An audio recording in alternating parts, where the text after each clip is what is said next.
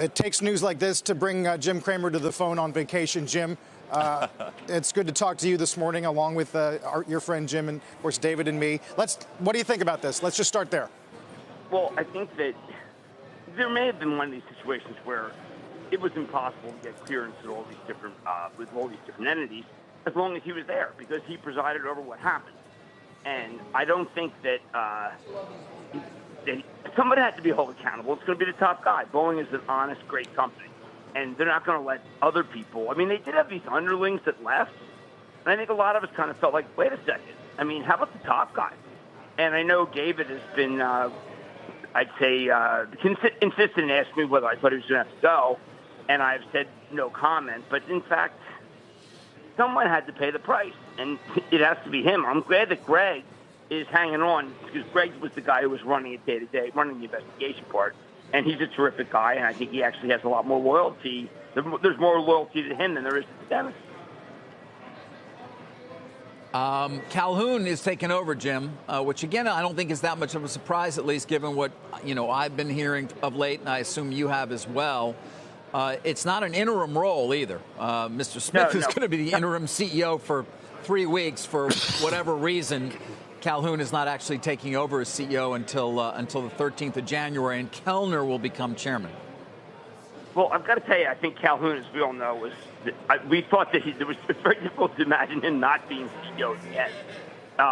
And this will be very good. You simply had to get Muilenburg out to get this process going. I don't think anyone wanted to deal with him. That first day that he appeared in front of Congress was a disaster. And I think people never forget that. I mean, when they asked him about his pay package, and he said it was up to the board. I mean, come on. I mean, no, it's up to you. Be human. And I think that this was a natural response, and I think now the process is going to really happen.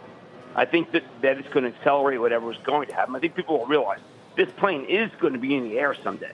But I just don't think that Dennis was going to get to the promised land. Yeah, Jim, to your point, Calhoun's quote here, I strongly believe in the future of Boeing and the 737 MAX.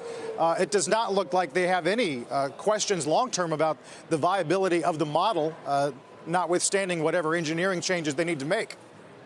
No, absolutely. I mean, I think that they're steadfast. I think that everyone's got a lot invested in this plane. And you basically have to reinvent the plane. That was another thing that really bothered me about what Dennis was doing. I mean, why not ever just come out and say, you know what? We didn't make enough redundancies in this plane. We screwed up. It was bad. We thought it was safe. It's certainly safer than any other plane. But you know what? We should have had a third redundancy. And that's what people say, well, why is it taking so long? Well, I mean, you're rebuilding a plane. It's not they keep thinking it's not a software change.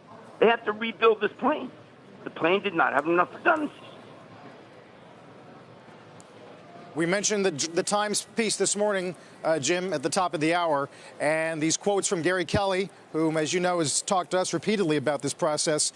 By the time April rolled around, Boeing was telling us next week, next month. Yeah. We were a week away, weeks away, 3 weeks away. It was really creating havoc. That's about as granular a look as we've gotten in terms of the relationship between Boeing and its customers.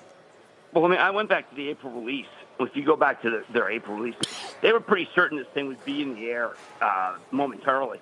I don't know how they got that. They were dreaming.